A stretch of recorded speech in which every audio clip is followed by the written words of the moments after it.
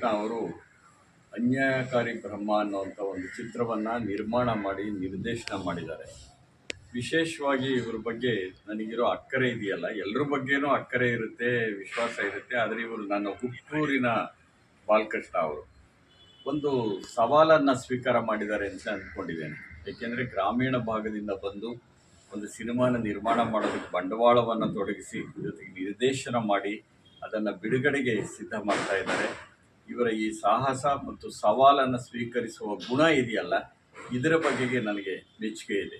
ಈ ಸಿನಿಮಾ ಸಾಕಷ್ಟು ಯಶಸ್ವಿಯಾಗಬೇಕು, ಅವ್ರಿಗೆ ಆರ್ಥಿಕವಾದಂತಹ ಒಂದು ಬಲವನ್ನು ತಂದುಕೊಡ್ಬೇಕು, ಹಾಗೆ ಸೃಜನಶೀಲವಾದಂಥ ಒಂದು ಮನ್ನಣೆಯನ್ನು ದೊರಕಿಸಿಕೊಡ್ಬೇಕು ಅಂತ ನಾನು ಆಶಿಸ್ತೇನೆ. ಬಾಲಕೃಷ್ಣ ಮತ್ತು ಅವರ ಎಲ್ಲ ತಂಡದವರಿಗೆ ನನ್ನ ಶುಭಾಶಯಗಳನ್ನು ಕೊಡ್ತೇನೆ.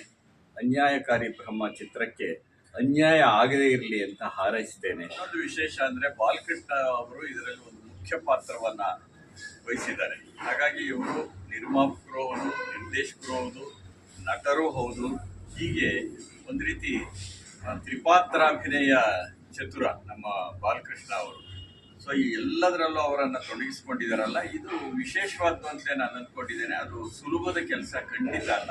ನಾನು ಸಿನಿಮಾ ಮಾಡಿ, ಸಿನಿಮಾ ನಿರ್ದೇಶನ ಮಾಡಿ, ಅನೇಕ ಕಷ್ಟ ನಷ್ಟಗಳನ್ನು ಅನುಭವಿಸಿ ಮತ್ತೆ ಇಲ್ಲೇ ಗೆಲ್ಲಬೇಕು ಅಂತ ಆ ಕ್ಷೇತ್ರದಲ್ಲಿ ಮುಂದುವರಿತಾ ಬಂದಂಥ ಒಬ್ಬ ಲೇಖಕ ನಾನು. ಬಾಲಕೃಷ್ಣ ಅವ್ರಿಗೂ ಆ ಛಲ ಇದೆ ಅಂತ ನಾನು ಭಾವಿಸ್ಕೊಂಡಿದ್ದೇನೆ. ಆ ಛಲ, ಸಂಕಲ್ಪ, ಶ್ರಮ, ಶ್ರದ್ಧೆ ಅವರಿಗೆ ನಿಜವಾದ ಅರ್ಥದಲ್ಲಿ ಫಲವನ್ನು ನೀಡಲಿ, ಅವರಿಗೆ ಶುಭವಾಗಲಿ. ಇಡೀ ಚಿತ್ರತಂಡಕ್ಕೆ ನನ್ನ ಶುಭಾಶಯಗಳನ್ನು ಹೇಳ್ತಾ ಈ ಚಿತ್ರ ಯಶಸ್ವಿಯಾಗಲಿ ಅಂತ ಮತ್ತೊಮ್ಮೆ ನಾನು ಹಾರೈಸ್ತೇನೆ.